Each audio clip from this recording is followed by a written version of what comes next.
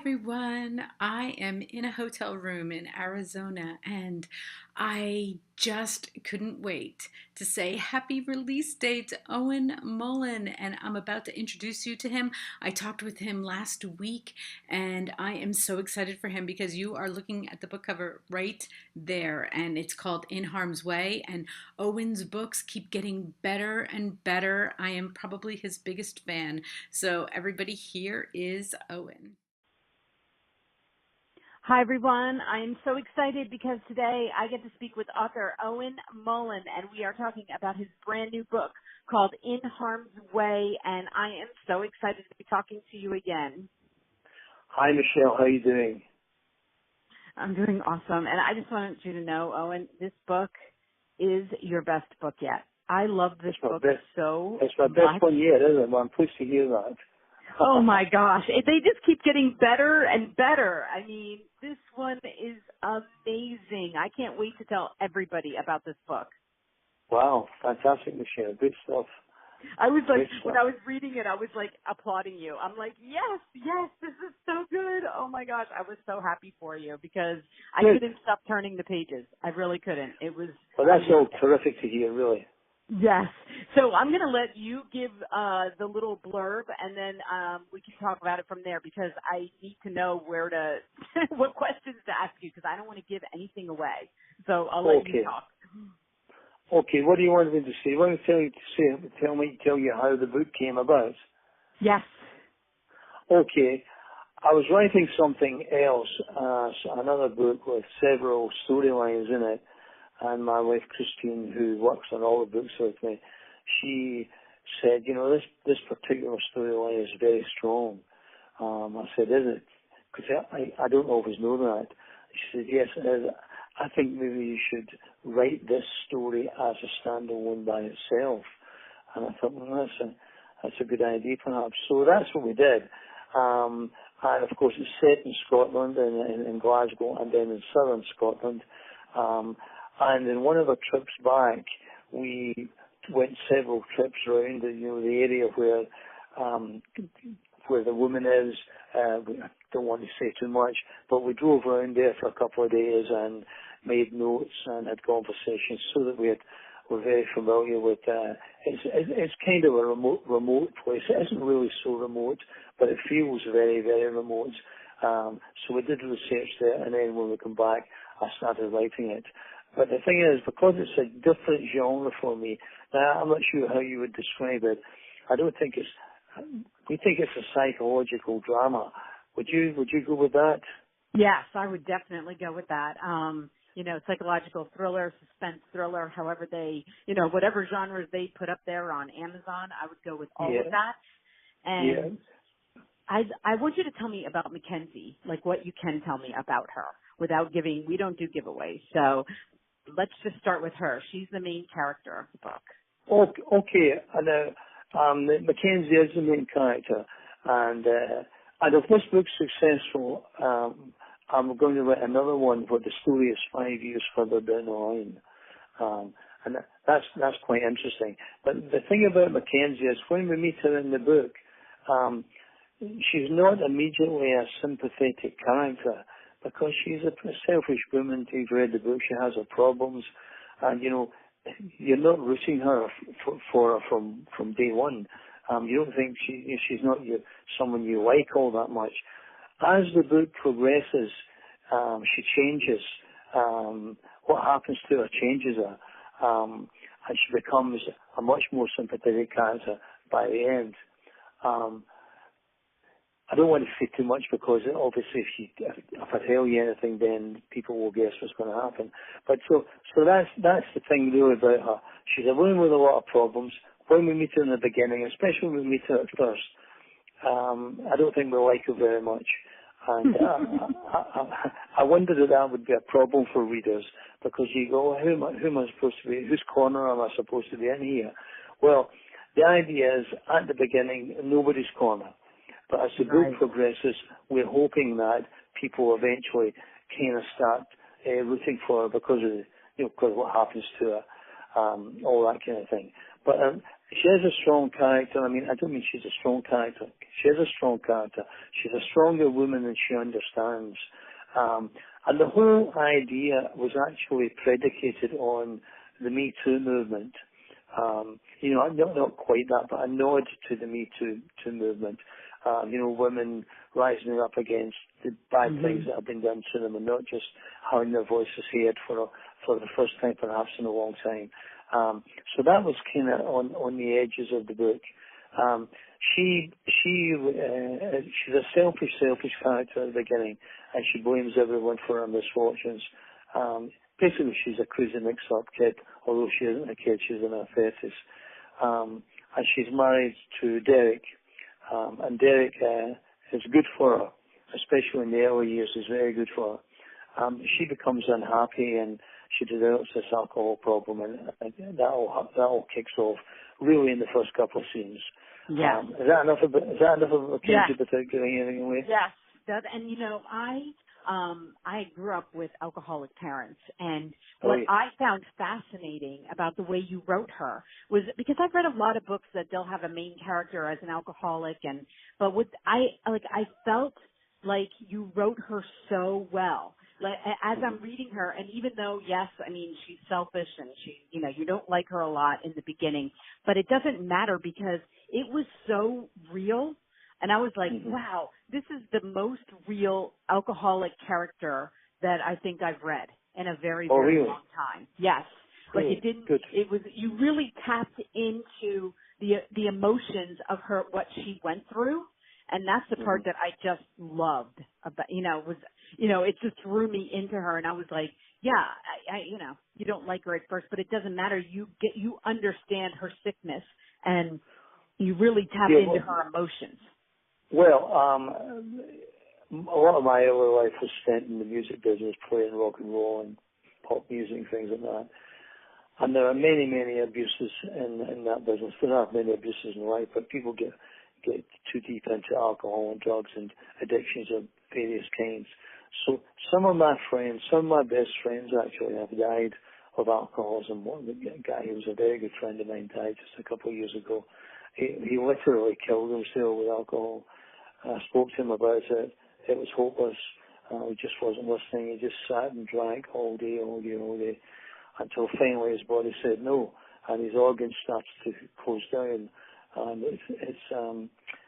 it's not the way you want to go. But before any of that happens, people who are alcoholic and have an alcoholic personality and alcoholic propensity are very complex people.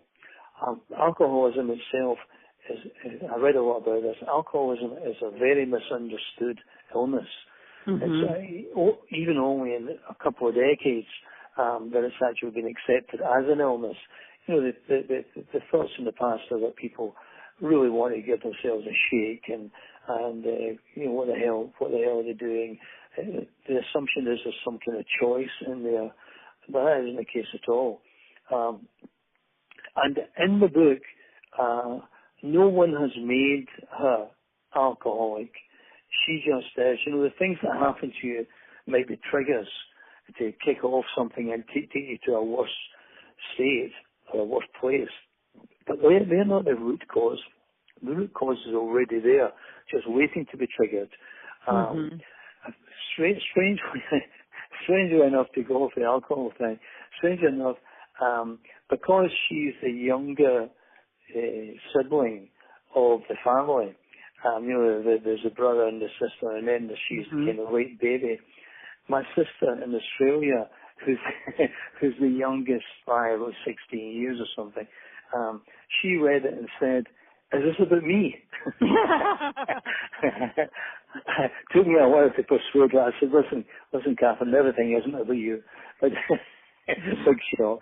But it's strange how she gravitated to what she could identify with in the book. And here's you with your experiences, obviously honing in on that. But to tell me that you think it's the best written alcoholic person because of the emotions, and because the emotions, you're quite right. There was a big try from our part to make it it's a progressive illness, to make it a progressive thing for her, so that in the initial scenes, she's a pretty dislikable character. Then she's a bit resentful, blaming everyone, no personal insight whatsoever. Everyone's fault, but everyone's to blame but her. As things progress, clarity comes, and she starts to understand that how much of a part she has played in a situation. Yes. I'm going to tell you quickly everything I loved about the book. Okay. I'm listening. I love the title. I love that title. Yeah. Okay. It's perfect. And I'm looking at the cover as we speak. I love this cover. I love everything about it. Yeah, it's perfect. The perfect setting and beautiful picture. And I loved how you started the beginning because, when I went back after I'd read the book, I had gone back and I read I read the prologue again, the way you set it up. And I was like, wow, that was just brilliant. I love the setup of what's to come. And then I loved the last line of the prologue where you said another promise was about to be broken. Yeah. And there are so many, Owen, I could have filled an entire page of quotables from this book. You are getting so amazing at quotables. Yes, you are. And that, as a reader, like, I love that. And I was like, I was highlighting different quotes throughout the book, and I was like, wow, he really has this down now. Like, this is awesome. And then, of course, I love the ending, and we don't talk ending, but I just need you to know that I was, when it finally got to the end, I was like, yes, it was absolutely perfect. So that was everything I loved about your book. Fantastic. On that quote, another promise about to be broken, back to the alcoholic thing, people who are in the throes of addiction will say anything. They mean it. They're not lying to you. They will say anything. They will tell themselves anything. They will promise anything. But until they can come to grips and start on a road to recovery for whatever the addiction is, it's all doomed. It's all going to come tumbling down. And in that scene, that woman has made all the promises. She's very well aware of the promises she's made. And, because she gets what happens to her in the supermarket there, she immediately reaches for the bottle. Yes. I thought that was on the prologue part. So you speak. Oh, okay. No, I love that. I mean, that's what I said when you were tapping into her emotions. That was the part of it that I was just like, wow. Yeah. You had her so down because that will, and I did watch my mom did die of alcoholism, so I do understand it a little bit better than maybe a lot of people. But it isn't about, when she was trying the willpower thing. Like that's why it didn't work, because they can't do it like that. It can't be because every time something comes up, what's your first thought? What's their first thought? And as soon as she got scared, as soon as she got upset, as soon as, like every emotion drew her to alcohol, and and it becomes a very big part of of her transition, and it's amazing. And like I said, I can't tell you enough how much this is my favorite book of yours. I mean, and I saw another review this morning that they were saying the same thing. So I was like, yay, everybody's seeing what I'm seeing in this book, and I can't wait. I mean, I know what your last book did. I can't wait to see what this book does for you. I just have such high hopes for it. Well, you thought the last one was the best. Well, I did. I thought the last one was that's what I was thinking to myself before. I'm like, I told him the last time that but then I was right, because look at what the last one did. Like, it was amazing. But this is going to surpass. This is my prediction. This book is going way further. Well, I hope that's the case, because interestingly, I'll tell you something that no one knows. I have another book coming out on the 28th of January. And it's a complete departure from anything I've done before. It's a crime thriller, but it's a crime thriller with a difference, because there's a kind of love story in there as well, and the whole thing is set in Pakistan. So it's very atmospheric, and I'll be interested to hear what you've got to say when you read Oh my that gosh, one. I can't. I'm already looking forward to it. I can't wait to read it. But, you know, when I was just thinking today, I'm like, I'm going to do my best. I'm going to put this out there as far and wide as I can because I want everybody to, you know, I read a lot of books, Owen, okay? And sometimes I get really discouraged because I can't seem to find a good one. And then I read a book like yours and I'm like, yes, here we go. Well, This is it. So that's fantastic. Now, you're always tremendously supportive, Michelle, and I really do appreciate it. I don't just say that, you know, for the sake. I really, really do appreciate it because it's not the life people think it is of a writer. You know, and it's not a great life for people around them either because you know there's a lot of time where all you are is sitting at a computer and time passes. You can't tell if what you're writing has any value, any merit. You can't know. And of course, it's all a subjective thing. It might have value and merit for somebody and some people and none for millions of people. And when you change genre, as we have a little bit here, we're a bit apprehensive about the book coming out because maybe people are looking for Charlie Cameron or Vincent Delaney, and here we are with something different. So it's all a bit of a risk, really, you know. yes. Well, I just know, like I said, I have high hopes and I will get it out everywhere. I will tell everybody I can, and I will also put all of your links listed below. This book is available October 16th, and I can't wait. Yeah, 15th or 16th? Yeah, 16th, you know. Yeah, 16th. I'll tell you a little bit about the cover. Okay. The publisher phoned me up, called me one day and said, Owen, we've got an idea for a cover. Have a look at this and tell me what you think. And it was that one. And I said, I think it's great. So that all happens. Obviously, someone worked on it. It took longer than just showing it to me. But that was the first thing they showed me. And immediately I said, yeah, it's a great atmosphere, great photograph, great atmosphere. I love the way the colours work. I just love the whole look of that cover, you know. Yes. And that's for the bit at the start. There are two parts at the start.